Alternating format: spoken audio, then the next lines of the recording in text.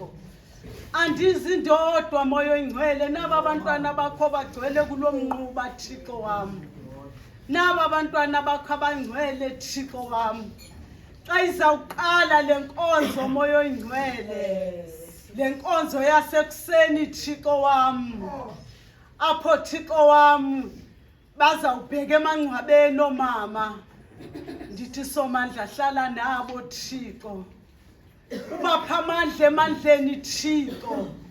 Bangaze bemke kuwe nakanye moyo ingcwele. Wena ozandla ezimanxebo wabethele emnqamlezweni.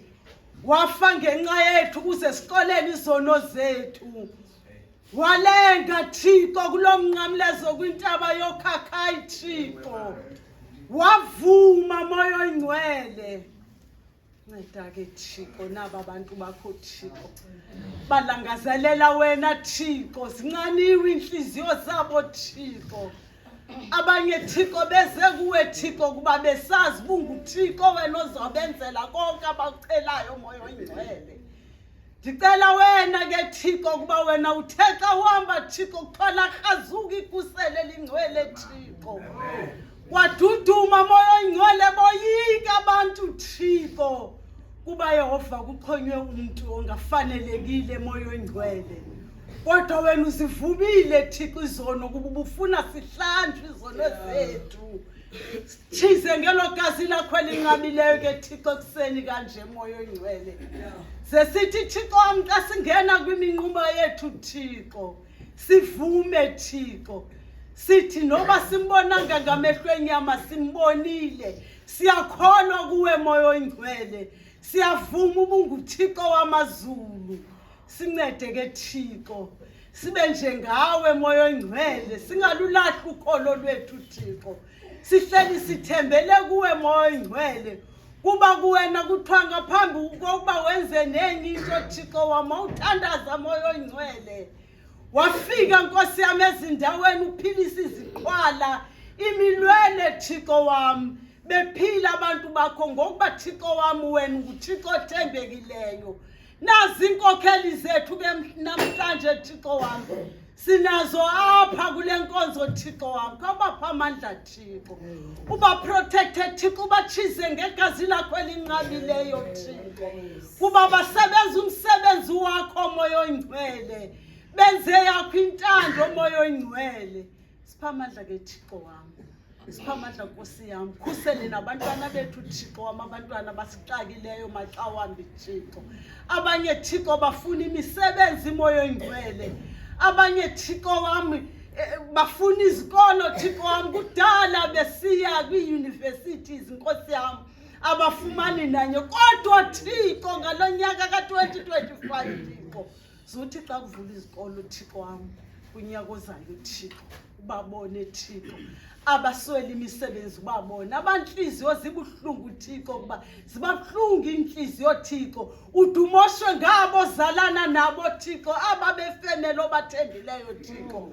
Ubalungise moyo ingcwele. Bathoma maxa bezawuhamba ekuseni Thixo wami sawugqitywa lenkonzo. Bebheke emakhaya Thixo. Bafike Nkosi yami ngekho nasinye isiphazamiso. Kuba kukhona wena Thixo. Sikhokhele Yehova singabahambi kwelilizwe Thixo. Sifuna itafula lakho elingenambaliso moyo ingcwele. Ngegama lakho Yesu Kristu Nkosi yethu evumileyo yalenga emnqamlezweni. Yalenga ilengela thina. Amen. Amen.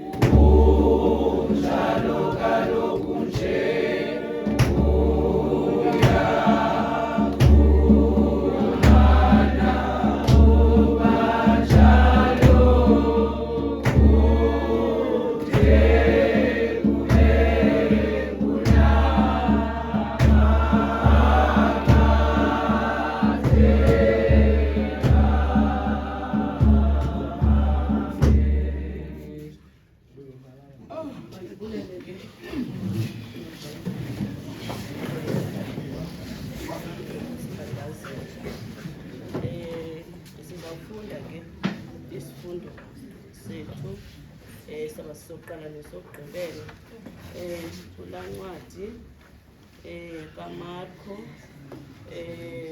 chapter 16 sizothatha iBhayibhile zethu ke mina ke ndiphethe the new version of the Bible andinakundichazela ke i-page because correspond with your own Bibles ngoba ke ine-numbers eziphezulu ngo-766 kweyam iBhayibhile but nguMarko chapter 16 isihloko ndaba sithi uvuko lukaYesu. Yakubona ukuba idlule isabatha Maria wasemagadala noMaria unina kaYakobi noSalome bathenga ubulawo ukuba beze bamthambise. Bathi kwakusasa kakhulu lokuqala usuku lweveki beza engcwabeni liphumile ilanga baye bethetha bodwa besithi ubani na uya kusiqengqela ilike lisuke emnyango wengcwaba. Siphela apha ke isifundo sethu masikelele ke lizwi ngasentle emazulwini kuYesu Kristu Nkosi yethu. Amen. Tata umongameli besendidlulisile ndicela ke mzali wam undivumele ndingene emxholweni. Before ndingene emxholweni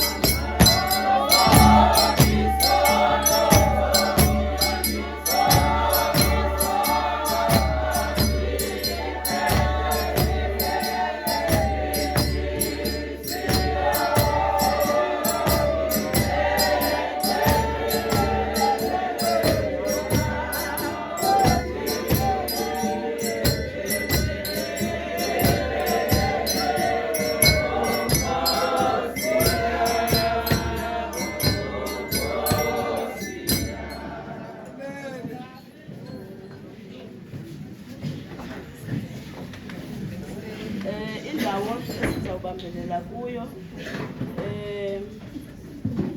phaya kula ncwadi kaMarko sisahluko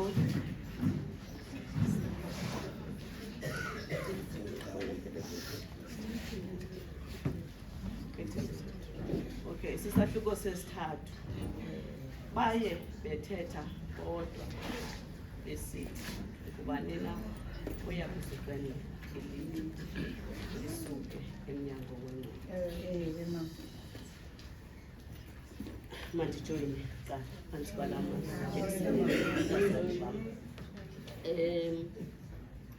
okokuqala nguMarko lo.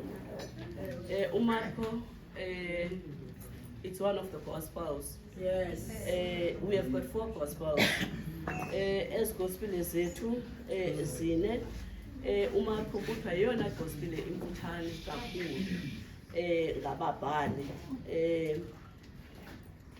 Kuthiwa le ncwadi kaMarko xa iqikelelwa ngabalesi beBhayibhile, that is Bible commentaries, zithi yabhalwa nguJohn Mark. Yeah. John Mark lowo onqinwayo kwincwadi zezenzo chapter 12 naphayana iyavela into yoba uJohn Mark nguye umbhali walencwadi. Andizungena kakhulu ke ngenkcaza kaJohn Mark kuba kaloku andinguye umshumayeli, ndingumama umfundisi mna into endiyiyo, ndiza kwenza ke kangangam. Kuthiwa uMaria wasemagadala, umama kaYakobi noSalome, babehamba abamama bethetha, babenewari abamama ukuthi ubani na oza kubaqengqela ilitye. Kuba kaloku abamama, if siyakhumbula kakuhle phaa kuMatthew chapter 27 from verse 51, kuthiwa babekhona abamama babehamba noYesu from Galilee. So ngela xesha uYesu ubephuma umphefumlo kukrazuka ikhuselo from top to bottom. They were there, they were the witnesses. So bakuthiwa babefike kude ufutshane nalanto yayisenzeka phaya. Kuthiwa it was in the garden. Elangcwaba kuthiwa lalibekwe egarden anyway likaYesu. So kuthiwa babekude kufutshane ke ngoku nelangcwaba.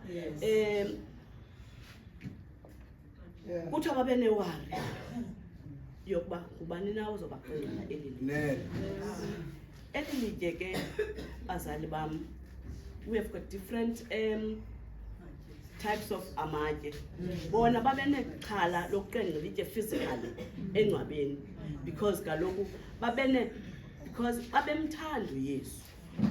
Kangangendlela babemthanda uYesu, babefune baye badecide into yoba bazawusuka bayothenga ubulawo. Ukwenzela into yoba bamthambise uYesu. Because babecinga fanele mhlawumbe uzawubola, kodwa lo babenalo ithemba lokuba uYesu uzawuvuka, ngoba kaloku uYesu wayetshilo wathi uzawuvuka. So ngeli xesha ke ngoku ke behamba bethetha bodwa benewari uba ngubani na uzabaqengqela eli litye. Le nto ibonakalisa ntoni na kuthi thina singomama? Ibonakalisa into yoba thina singomama sibalulekile, ngoba kaloku singabantu bokuqala ukufika engcwabeni. Ngoba kaloku kuba sasiplenile into yoba sizawuya siyomthambisa umzimba kaYesu ukwenzela into yoba angaboli athi nokufa, because ukuthanjiswa komzimba yayilisiko lamaJuda. But ke ngokwencwadi ngokwahlukahlukana kwazo zababhali xa bechaza ngokuthanjiswa kwalo mzimba, bathi abanye it's the bumming of the body. So when you bum the body, it means wenzela umzimba ungaboli. Kodwa uYesu Kristu because wayengumntu owayenomahluko, because uYesu Kristu ikhumbula yena uzelwe ngumfazi kodwa izinto wayezenzile it was totally different from anybody, because Yesu Kristu ngulo owayeshumayela esemncinci from 12 years, wathi ehamba nabazali bakhe walahleka ebazalini bakhe, kanti ume nendimbane uyashumayela. Akho nto ndizayithetha ke ingako, ndinabantu endihamba nabo, kodwa ndifuna phinde sikhumbule nto bomama.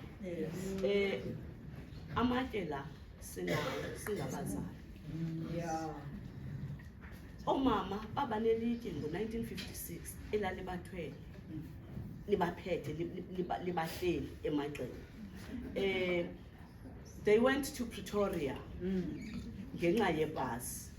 So yeah, it is one of amatye omama ababenawo. Siphinde kwakhona singomama sinawo amatye asingomama kuphela anyway abanamanye qinisekile wonke umuntu apha endlini unalo ilitye elihleli phezu kwakhe ngoba kaloku we've got different problems. So ii-problems zethu, ii-challenges zethu esinazo sine-challenge enkulu kakhulu yabantwana bethu.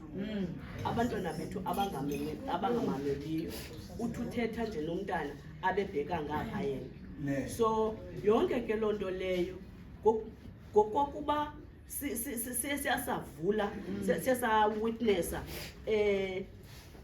elalitye sizawuliqenqa likaYesu Kristu phaa, into ethetha ukuthi thina izono zethu zizawube zixolele ngoba kaloku yonke le mithwalo siyithwele elilitye lihleli kuthi emagxeni lizawube lixolelwe ukuba uYesu Kristu uye wafa emnqamlezweni efela izono zethu. Mandehle umama abalandelayo. Ndiyakhala kuwe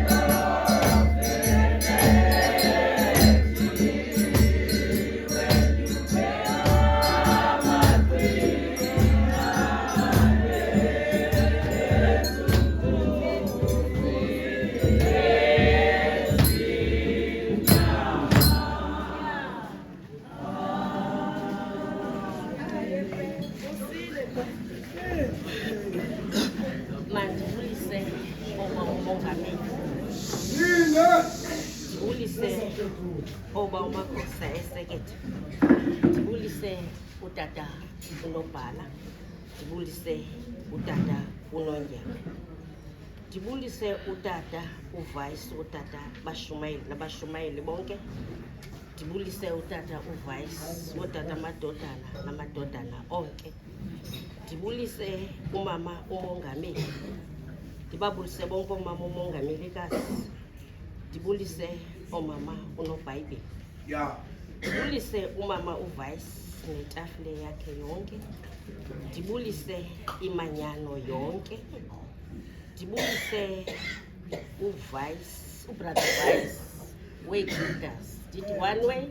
One heart. One way. Ndibulise uVice kwamantombazana. Mandibulise bonke abantu abalapha endlini. Ekuseni nje mandithi bhotani. Mama,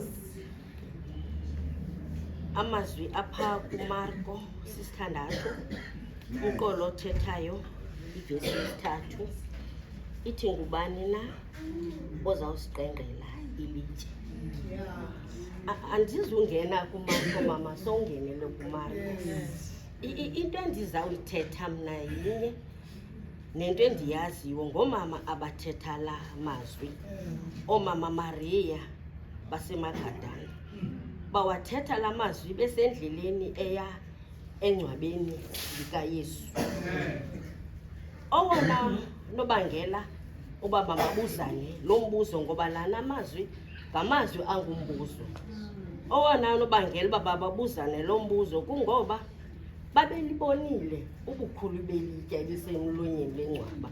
Yiyo loo nto namhlanje bezibuza uba ngubani na ozawusiqengqela ilitye engcwabeni. Mandiguquke mazwini mazana. Ilitye ke yinto apha engahoyekanga, kodwa xa uyinika ingqaleko ibalulekile. Ngoba ilitye alisuki kwindawo libeke kuyo ngaphandle uba lisuswe. Side sithi xa sithethayo kungcono uthemba ilitye kunomntu ngoba lona ilitye alisuki lingakhange lisuswe ngumntu. Ngubani na ozawusiqengqela ilitye emangcwabeni? Ndikhumbule amatye zindidi ngendidi.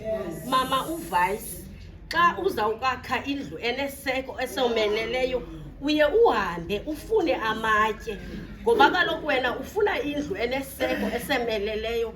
Uzawuthi umakhi xa izawukokha le ndlu yakho uzawumane wabeka bucala namatye ngokomelela kwawo, ngoba ufuna indlu eneseko esomeleleyo. Ngubani na ozawusiqengqela ilitye emangcwabeni? Wayibhaqa uDavide le nto yenziwa ngumakhi, wathabatha usiba lakhe wabhala umbongo, wathi litye lacetyiswa ngabakhi lasuka la intloko legumbi. Ngubani na ozawusiqengqela ilitye emangcwabeni? Umama uthi namhlanje singomama sithwele amatye.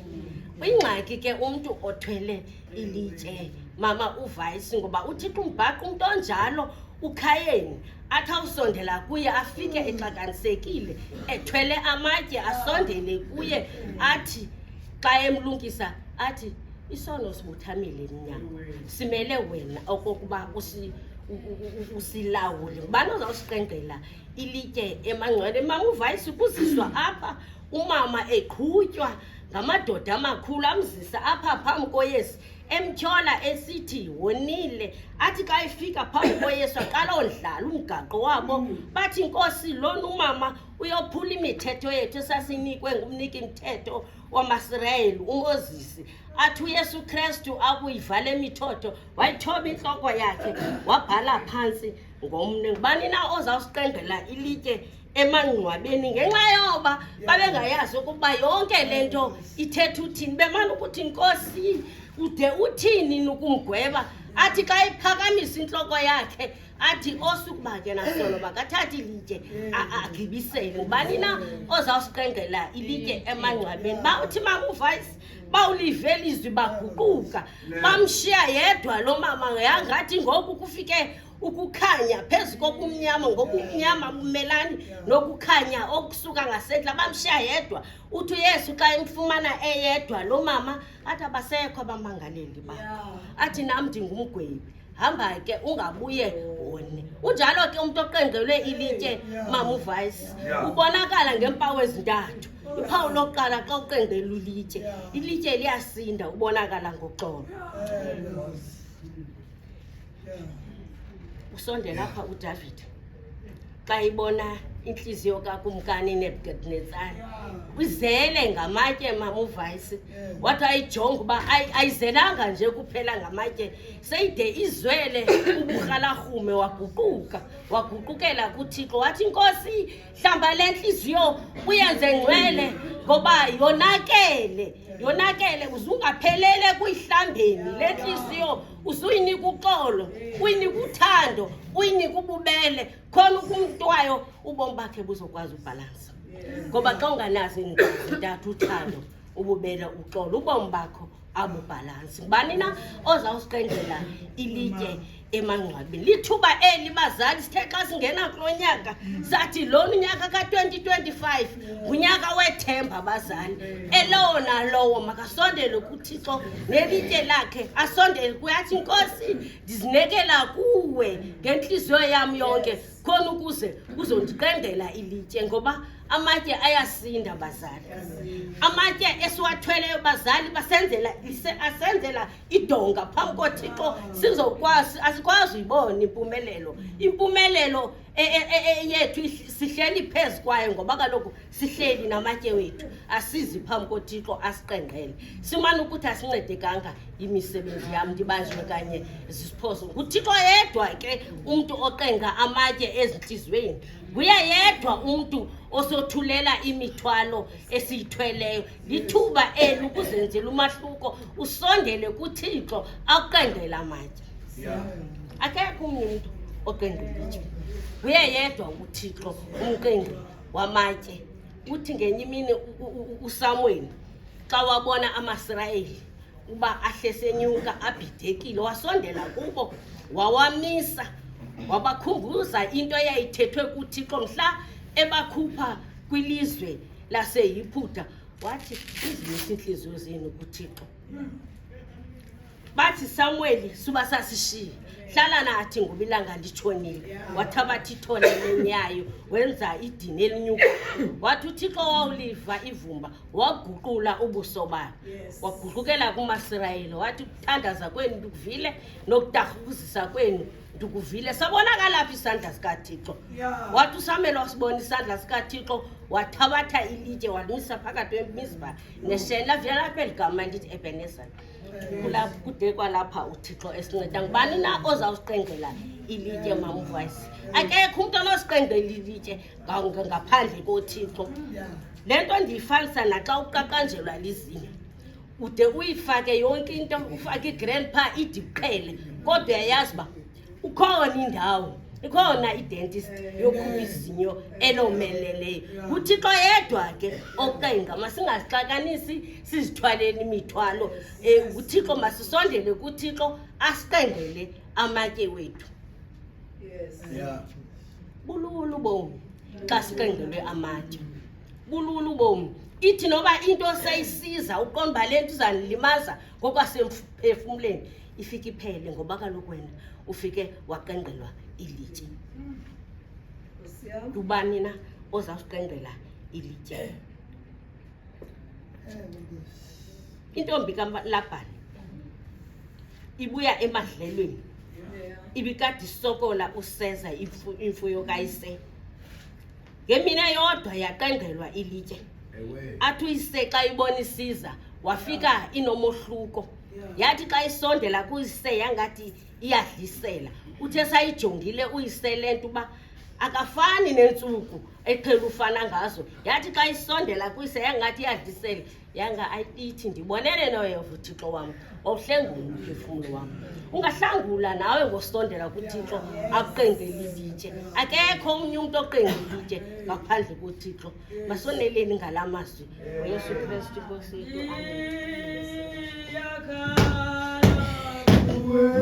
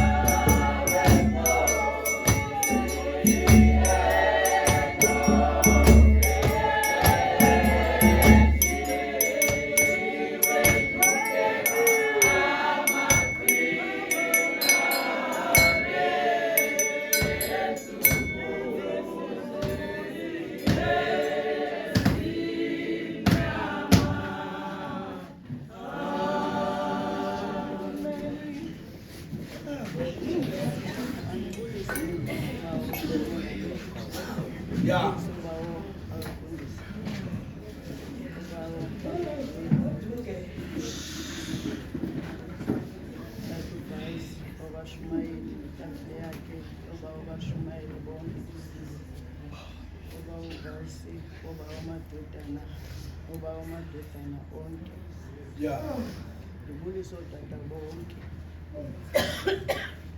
andibulise umafungamelekazi oomama abefundisekazi andibulise umama unebhayibhile ndibulise umama uvayisi itafula yakhe umama bonke abakhona endlini ndibulise umama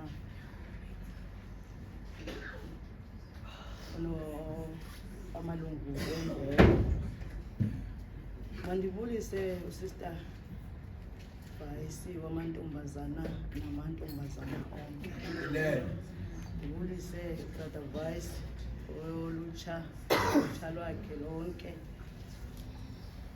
uprincipal we-Sunday school utishalakazi abantwana be-Sunday school bonke mandibulise iindwendwe zonke ezibe nathi ngobusuku banamhlanje elika Yesu Kristu igama ekuseni nje olwembazana sizawuxolisa ke na uba ukusibekela amazwi wakho ekuseni amazwi sekehambile sesiyajothoza uma musibekela amazwi apha kuMarko iphepha 16 umqolo othethayo nge-3 ubani na uyakusiqendela litye andizungena benzali apha kuMarko uba sebemcacisile emali into endiyiqaphelayo apha kula makhosikazi omathathu ebebethwa ukusikwa yinimba eyona nto bebeyingxamele into kokuba bade babone unyana wabo bazomthambisa amafutha ubani na ozawusiqengqela ilitye zininzi ke mama uGojo indidi zamatye kodwa ilitye endiye ndiliqonde into yokuba lilitye lomeleleyo lelipha kwabhaca sikweca kulwembila mama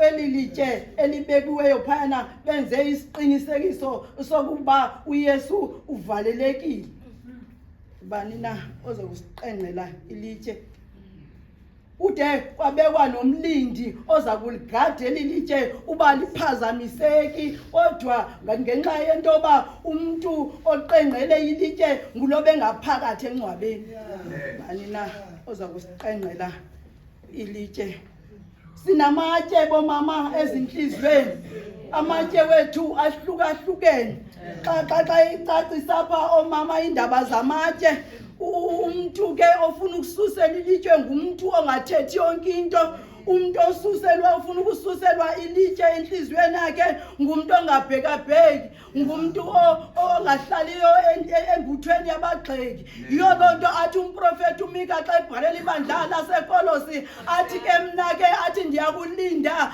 athi ndiyakuqwalasela athi ndiyakulinda kuThixo umhla wosindiswa kwam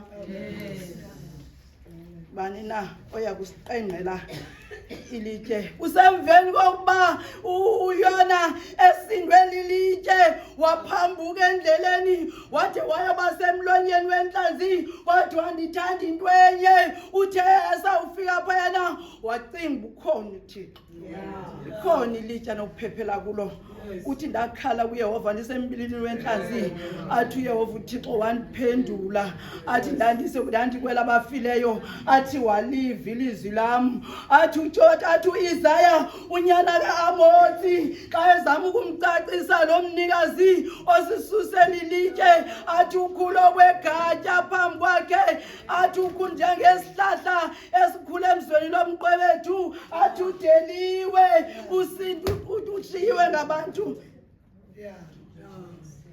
bani na uyawusiqengqa ilitye akho nto endizoyenza mama endizobeka nje umno ngoba eseniyenzile yalula indlela yethu yokusicacisela nguMarko uYesu Kristu Nkosi yethu amen.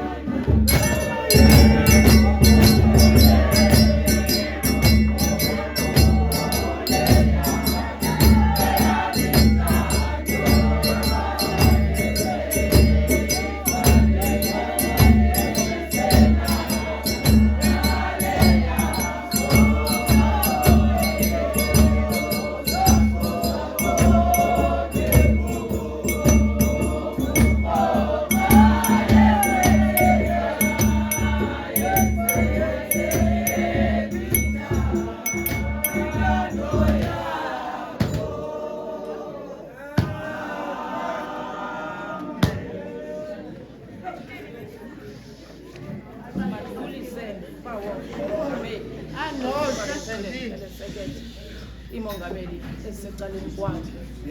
Ndibulise ootata amagosa esekethe, ndibulise utata unobhala wesekethe, utata unengebo wesekethe, ndibulise utata obashumayeli nabashumayeli bonke, ndibulise utata uVice kwamadodana namadodana akhe onke, ndiguquke ndibulise umama umongamelikazi nemongamelikazi esecaleni kwakhe, mama onobhayibhile, mama uVice ne-executive yakhe, omama bekomiti, omama bonke nomama abalandelayo, ndibulise uSister Vice netafule yakhe namantombazana akhe onke, ndibulise uBrother Vice ongekhoyo neegildas zakhe zonke, ndibulise wonke umuntu olapha emnqubeni nelomfeli nelomvukeli wam onguYesu Kristu molweni ekuseni nje. Kumazwi esiwabekelwe ngumama namhlanje kwincwadi kaMarko 16 athi umama umqolo othethayo ngowesithathu athi ngubani na oya kusiqengqela ilitye. Mandiguquke mama kula mazwi. Ngumbuzo mama lo umile uba ngubani na oya kusiqengqela ilitye ekuseni nje. Ndithe ke xa ndifunda kwincwadi ezilapha kule Bhayibhile ndafumaniseka into yobana inene kuyangqineka into yobana abamama babephumile ngale ntseni bafika ilitye liqengqiwe. Ithi ke laa nto ngubani na lo uqengqe eli litye oomama bafike seliqengqiwe. Athi ke umbhaleli wethu kulaa mntu ebekhe wangena kwiinkundla zamatyala waxoxa ityala elingenasiphumelelo, wabonakala uba uPilato ezihlamba ezakhe izandla esithi andiboni ityala kulo mntu. Umbile ke bazali umbuzo ukubana ngubani na okuzasiqengqela eli litye. Sineendidi ke bazali zamatye, sinamatye ezindlini sihlala apha njena, sinamatye emisebenzini yethu, sibe namatye ezifemelini. Lithi litye lokugqibela ibe ngumntu othandazayo naye apha ecaweni, athi xa ethetha athi mama uZola kuza kulunga, kodwa abekusindisa ngelitye ezimpokothweni. Ekuseni nje bazali masilunge, silungele xa sakuphuma siyokuqengqa ilitye. uThixo azasiqengqele amatye asentliziyweni zethu. Athi umama xa bethetha apha athi ilitye elinzima lilitye lomona, mna ke ilitye endithetha ngalo lilitye lentlebendwane ecaweni. Masilunge ke bazali. Athi umbhali wethu kwelasekolose kwesine umqolo wesine uyoma kowesithandathu athi hambani ngobulumko kwabo bangaphandle, ukuthetha kwenu makuhlale kumnandi ukuze siza kususelwa amatye. Bazali, ndiyambona umama oyedwa, umama uThabitha owayesusa amatye kubahlolokazi, athi akubhubha lilelwe ngenxeni yento yobana wayesenza umsebenzi olungileyo wokuthungela abahlolokazi impahla zangaphantsi, into enqabileyo enokwenziwa ngumama othandazayo, umama abanelitye, ngoomama abangahlaliyo kwiimbutho zabagxeki. Kwaye ke bazali, uThixo uyalisusa ilitye, kwaye uThixo akamshiyi umntu wakhe, kuba wakhe wawathetha la mazwi wathi kuYoshuwa ndiyi kushiya, andiyukuyekela kuyo yonke into. Hamba nathi ke mzali, xa sizayoqengqa ilitye kubonakale sinokuqengqelwa. Sifane nomfazi kwakwakathethwa ngaye kwimizekeliso ngu-30 athi umfazi ongenalitye isibane sakhe asicimi, kwaye ubhinqa inyaniso esinqeni sakhe. Masihlale ke bazali sithandazisana, sithandazela abantwana bethu, sisusele amatye abantwana bethu, sisusele amatye ezifemelini zethu, kuba singabanye silapha nje asithethisani neefemeli zethu. Makuthi xa kuyoqengqelwa litye kubonakala kuyoqengqwa amatye efemeli. Abanye abalapha banediagnose ezinganyangekiyo, lelinye ilitye eluthiwa ukujonga abantwana bakho ubone into yobana Thixo xa unongithatha abantwana besengaka ndizokubheka kubani na. Masibheke kuye. Athi umculi wethu sawubheka phi na Thixo xa singabheki kuwe, soncedwa ngubani na xa singancedwa nguye. Ndiyambona ke lo mqengqi wamatye ngemini eyodwa phezu kwentaba, uhleli phezu kwentaba wenza isithembiso kubantu abazibhaqa besunda ngamatye uthi kwanamhlanje ndakuba nawe eparadesi kabawo. Kulaa mqengqi wamatye athi akubona amachaphaza egazi emhlabeni athi thuma mna Nkosi ndiyokuhlangula abantu bakho kumatye abawasindayo ngoYesu Kristu inkosi yethu, amen.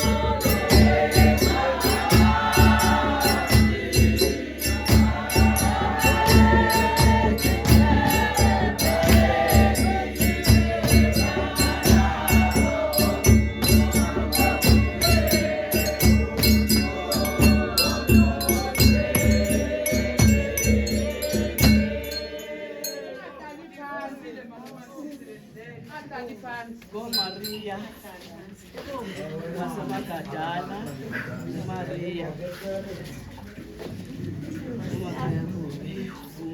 uSalome babehamba bethetha benewari ukuthi bane na uzabaqela. Ithetha ukuthi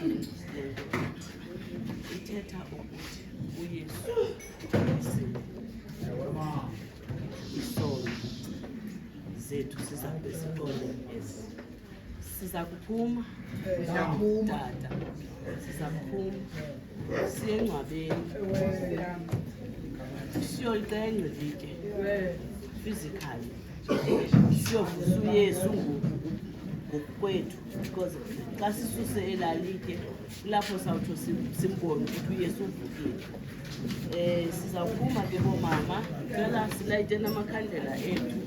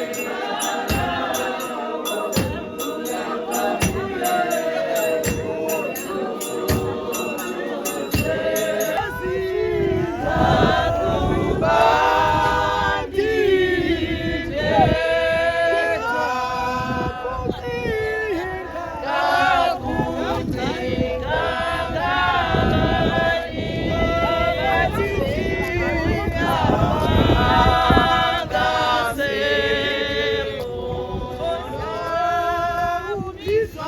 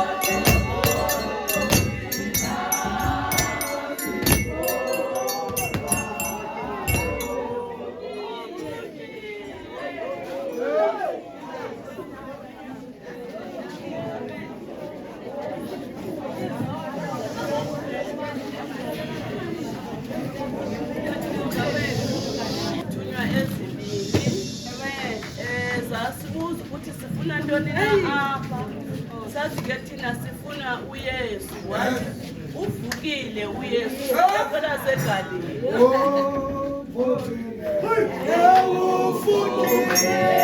Oh,